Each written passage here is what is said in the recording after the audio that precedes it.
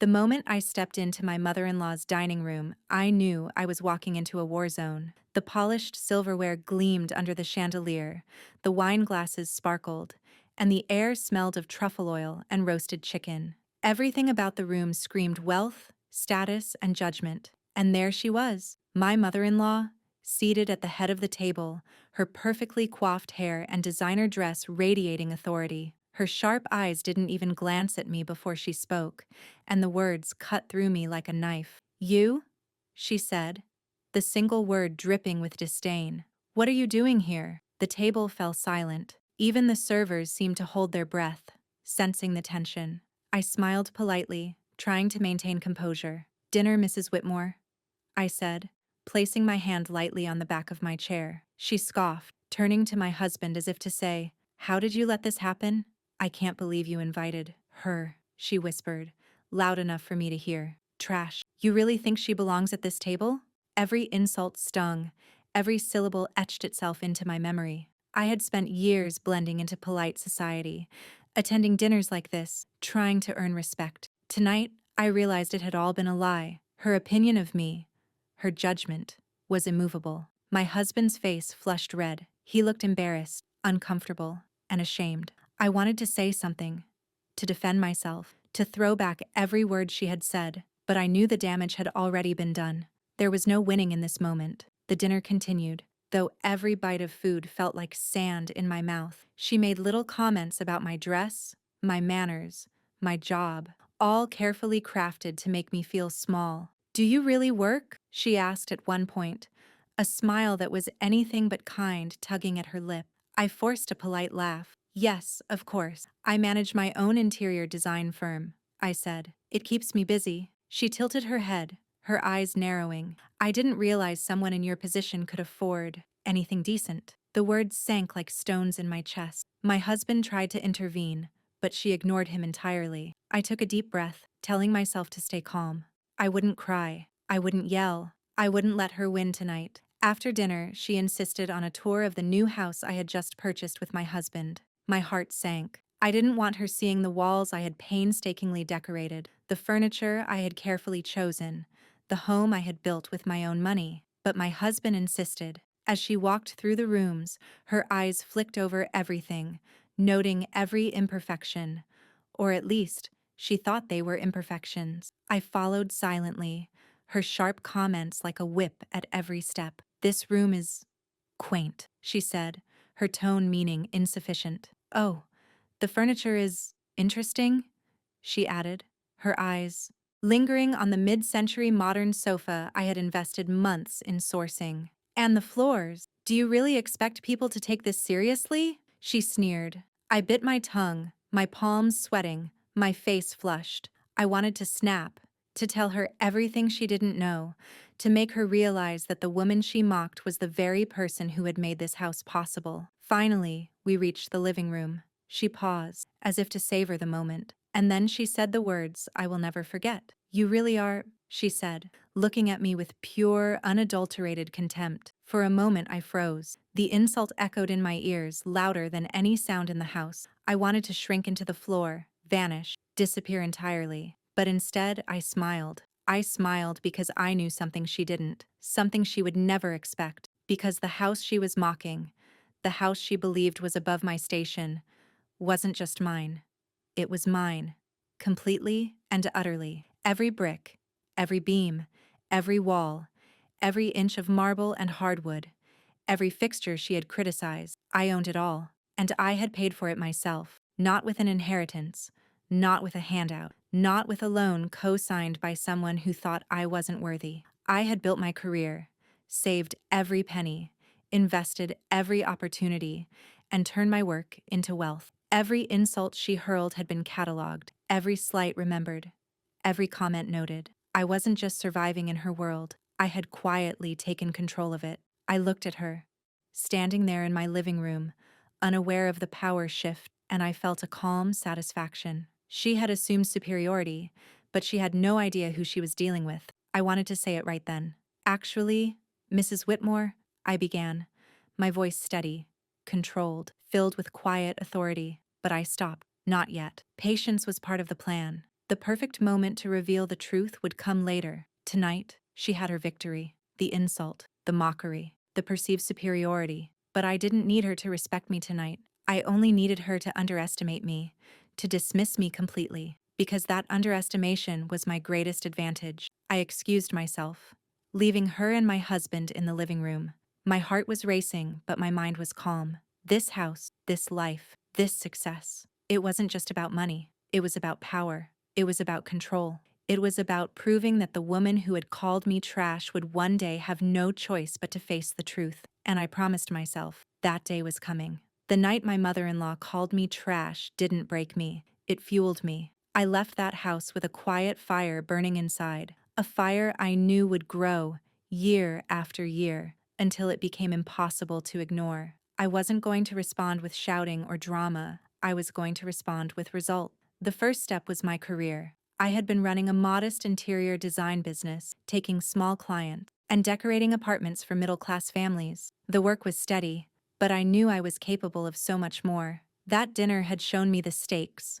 The world only recognized the people with wealth and influence. If I wanted to command respect, I needed to create it myself. I started small, but smart. Every project I took was done meticulously, beyond what the client expected. I photographed everything, built a portfolio that told a story of precision, creativity, and taste. I networked quietly, attending design expos, art shows, and charity events, not to be seen, but to learn who mattered and what mattered. At night, I studied business management, real estate, investment strategies, tax law. I absorbed everything I could find. I wanted to understand the mechanics of wealth, how money flowed, and how empires were built. I knew talent alone wasn't enough. I needed knowledge, strategy, and timing. The next 2 years were grueling. I worked 12-hour days on projects and spent my evenings learning, calculating, researching. Weekends were consumed by networking events, mentorship meetings, and scouting investment opportunities. My friends faded away. I had no time for small talk or distraction. And as the money slowly started to accumulate, I invested wisely. I bought a small downtown property, a dilapidated building that no one else saw potential in. Most people in my city would have passed it by, but I saw what it could become. Luxury apartments with smart design and high demand. I renovated the building entirely with my own capital, managing every detail personally. Within a year, I had doubled my investment. I kept my success a secret from my husband's family. They assumed I was still that modest designer, scraping by and living in a cute apartment. Every time they commented on my supposed inferiority, I smiled inwardly, knowing that I was building quietly, invisibly, and inevitably. The more they mocked, the more they underestimated me, and that gave me power. By year 3, my portfolio had grown to include multiple properties, several high-end design contracts, and a growing network of wealthy clients who trusted my expertise. I reinvested every dollar, avoiding luxury for myself, living simply, and letting my assets compound. I didn't flaunt wealth. I let it grow silently, like a seed that would one day become a forest. And all the while, I documented everything. Every purchase, every contract, every investment. I tracked it meticulously. I made spreadsheets that mapped my empire, showing what I owned, its value, and its potential. I knew that the day of reckoning would come, and I wanted to be able to present an unassailable case to those who had dismissed me. Meanwhile, my mother-in-law continued her campaign of subtle mockery. Invitations to family events were often paired with pointed remarks about my modest achievements or humble lifestyle. She never suspected that her words were a blueprint, a guide to the fire she had ignited inside me. Every insult became motivation, every cold smile a reminder of why I was working so hard. By year 5, I had secured enough capital to launch my first major venture,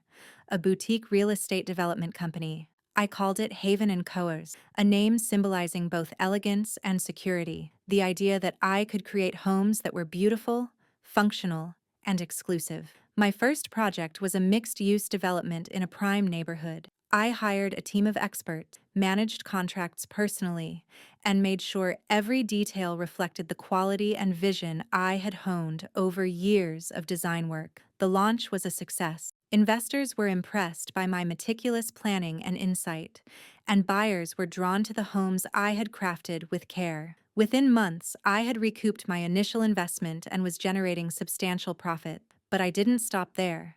I diversified, branching into commercial real estate, interior design contracts for corporate clients, and luxury renovations. By year 7, my reputation was solid. Haven and Coburn was known for integrity, quality, and discretion, values I had learned while enduring humiliation and underestimation. Clients respected my work, peers respected my acumen, and still, my mother-in-law had no idea. She assumed I was still the modest daughter-in-law, quietly existing in her shadow, unaware that her world was changing without her noticing. And then came the first major turning point, the house. My husband had inherited a portion of his parents' estate, a beautiful property in the city's most prestigious neighborhood. To him, it was a gift, a symbol of family legacy.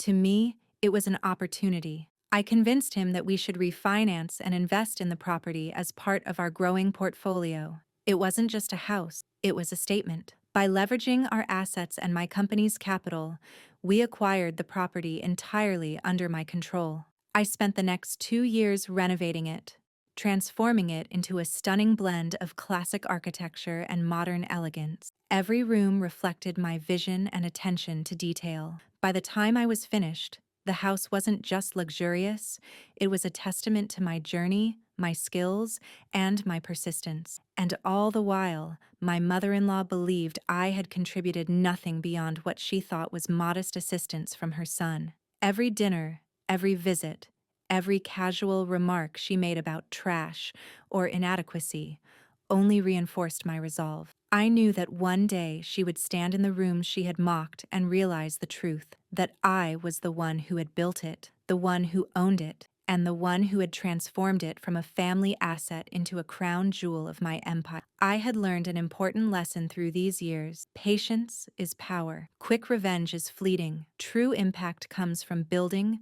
growing, and letting success speak for itself. My mother-in-law's arrogance had given me the advantage of underestimation.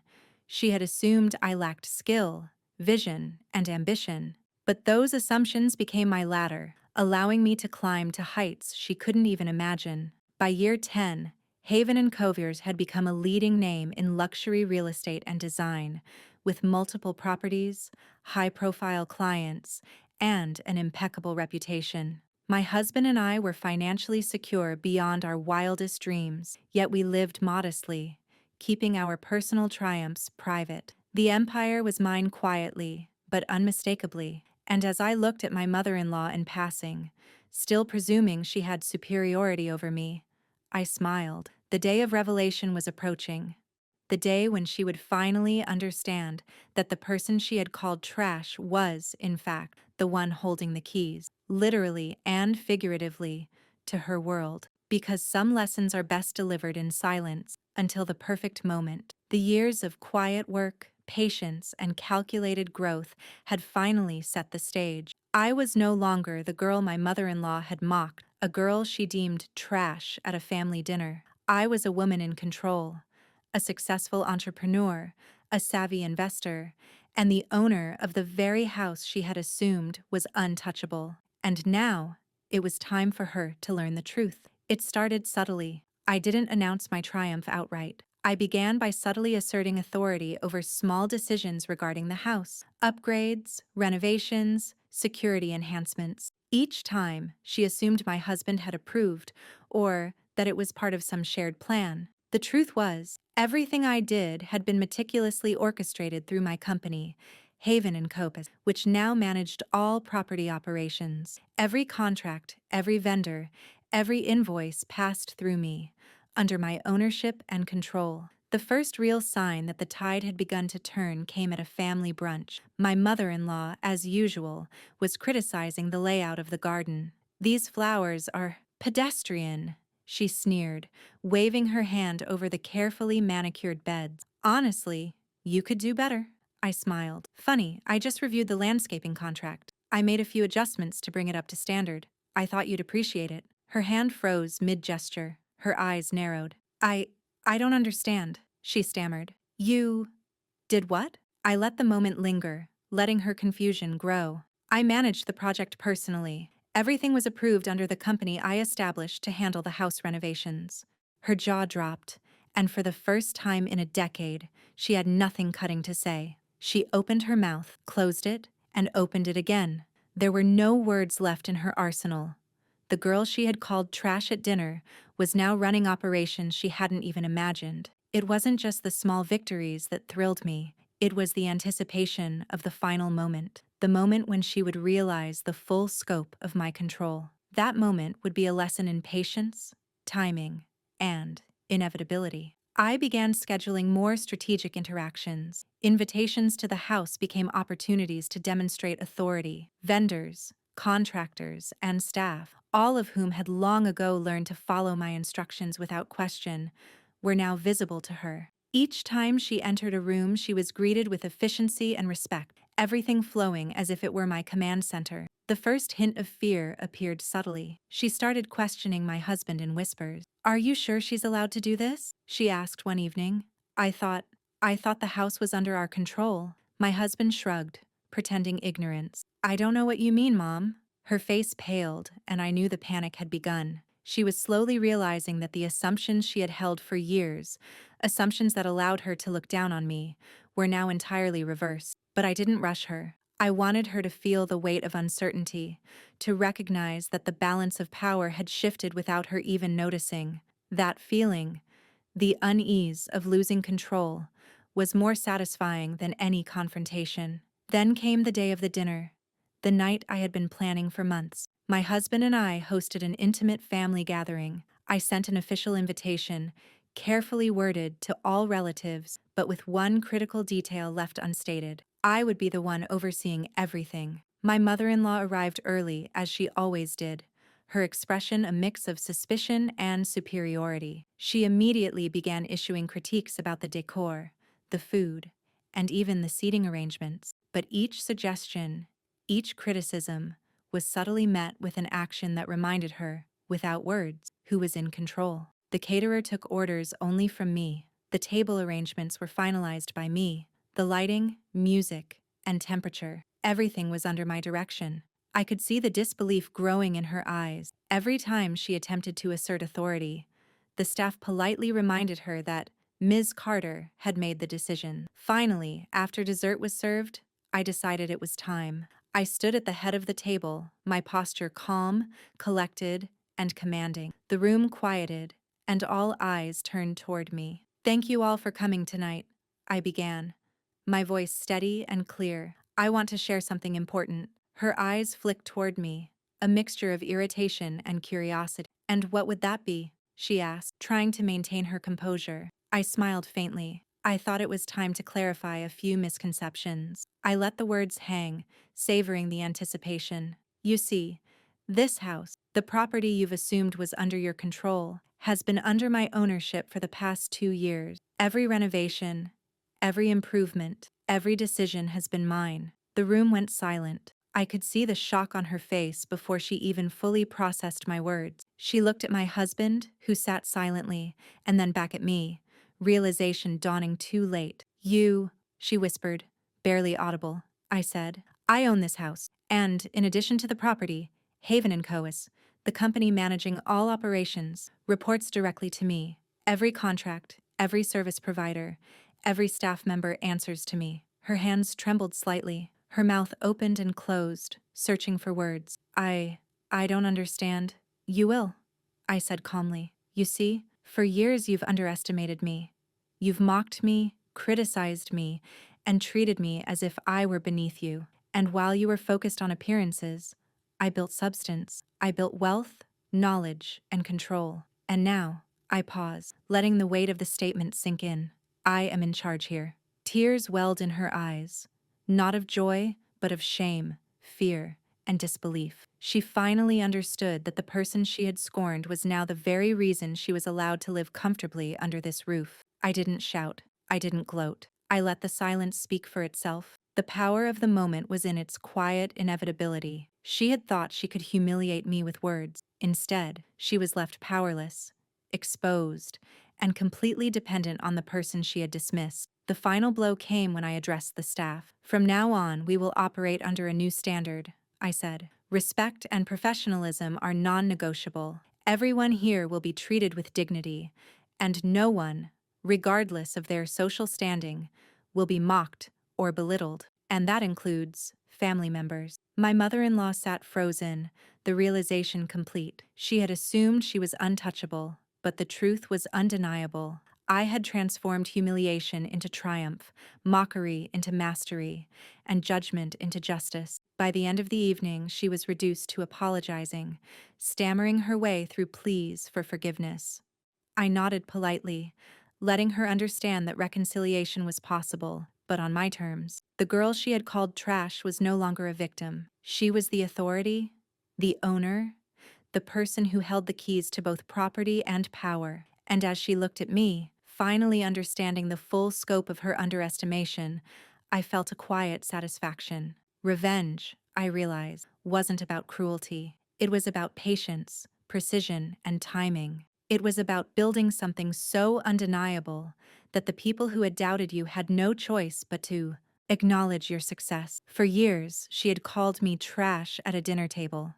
Tonight, she learned that trash had been quietly creating an empire, and that empire owned her world. The weeks following the dinner were tense. My mother-in-law avoided eye contact, avoided conversation, and moved through the house like a shadow of her former self. Every polite interaction was tinged with the unspoken acknowledgement of my authority. For someone who had spent decades believing she was untouchable, this shift in power was disorienting. And it was precisely the effect I had intended. She started making mistakes. Simple decisions that had once been routine now faltered under her uncertainty. When she tried to hire a cleaner, the staff informed her that all arrangements went through me. When she attempted to adjust the garden layout, I politely reminded her that the landscaping contract was finalized months ago under my supervision. Each correction, each gentle assertion of control, reinforced the truth. The household was mine to manage. And then came the day she begged. It was a rainy Thursday, the kind of weather that mirrored the gloom on her face. She approached me cautiously,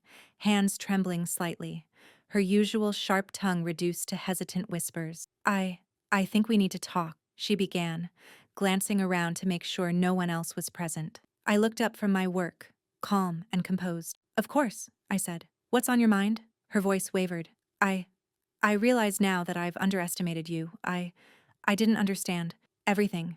This house, the staff, the renovations, it's all you're doing. I didn't realize. You didn't realize because you refused to see," I replied softly. "For years you mocked me. You called me trash, dismissed my efforts, and assumed that because I was young, female, and quiet, I lacked the ability to achieve anything meaningful. And yet, here we are." Tears filled her eyes. She clutched my hands, desperation creeping into her voice. "Please, forgive me. I never thought you'd become. I don't know how to face you." I withdrew my hands, letting the gravity of the moment sink in. "Forgiveness isn't necessary," I said. "Acknowledgement is. You need to understand that the person you belittled, the person you thought was insignificant, is now the one holding the power. And with power comes responsibility and fairness." She sank into a nearby chair, overwhelmed, the weight of her arrogance finally colliding with reality. I stood over her, not with malice, but with clarity. This wasn't about revenge for the sake of cruelty. It was about proving a lesson she could never forget, that true strength is built through persistence, intelligence, and patience. Over the next weeks, I formalized the changes in the household. I restructured management, updated staff roles, and implemented policies ensuring respect and accountability for everyone, including family members. I invited her to participate in these changes, but only on my terms. Every suggestion she made had to go through me. Every decision required approval. She complied, reluctantly at first, and then, with increasing humility. She began to see the value in my approach, the careful planning and thoughtfulness that had guided every decision. I noticed subtle changes in her demeanor, a quiet respect, cautious admiration, and, finally, gratitude. She learned that my success wasn't a fluke, wasn't luck. It was the result of 10 years of focus, dedication, and strategic action. One evening, as we reviewed the latest renovations in the main living room, she spoke quietly. I never imagined you would be like this. You've built everything so perfectly. I should have believed in you from the start. I smiled faintly, letting her words settle. Belief is important, but perseverance matters more. You see, the girl you dismissed at dinner years ago, she didn't stop. She didn't complain.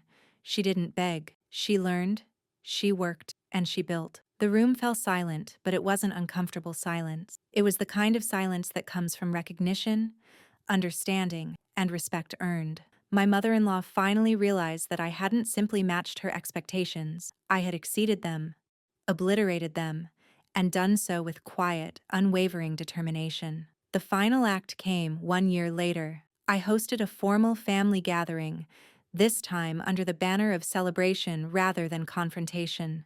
Invitations were extended, the house was meticulously prepared, and the staff executed everything with precision. My mother-in-law arrived, visibly nervous but attempting to mask it with her usual poise. As she entered, I greeted her warmly. "Good evening. I'm glad you could join us," I said, my tone measured and kind. Her eyes widened slightly, caught off guard by the cordiality. She nodded, murmuring a quiet, "Thank you." Throughout the evening, I noticed her observing every detail: the lighting, the seating, the menu, the decor. Every element was a reflection of my vision and oversight, and as the night progressed, she began to understand something profound. The girl she had humiliated was no longer defined by her judgment. I had transformed the very space she had assumed belonged to her into a testament of my skill, vision, and control. Finally, as dessert was served, she leaned toward me, trembling. I understand now. You've earned everything. I can see it, and I'm sorry for everything I said. I was cruel, and I underestimated you." I placed a hand on her shoulder, not in condescension, but in acknowledgement. "Thank you for saying that. It means more than you realize. What matters is not that you mocked me, but that you now recognize the effort, the patience, and the determination it took to achieve this. That's the real lesson." Her shoulders sagged, the last traces of her pride melting away. I will never doubt you again," she whispered. And that was the moment I knew my journey was complete. Not because I had forced her to apologize, but because she had come to the realization on her own. True triumph isn't about humiliation, it's about transformation. I hadn't just gained power over the house, I had demonstrated the value of perseverance, intelligence, and patience in the face of doubt. Looking back, I understood that her insults had been a catalyst. They had lit a fire I might never have discovered otherwise. Every comment, every dismissive remark, every look of disdain had fueled a decade of relentless effort. And the result was undeniable. I had created an empire, claimed my authority, and redefined respect on my terms. That night, as I walked through the house, every detail reflecting years of effort and careful planning, I realized the truth. The girl they called trash at dinner had become the architect of her own destiny. The house, the staff, the success, all of it was mine, earned through resilience, intelligence, and unwavering determination. And my mother-in-law? She finally understood that the person she had mocked was not just worthy, she was unstoppable.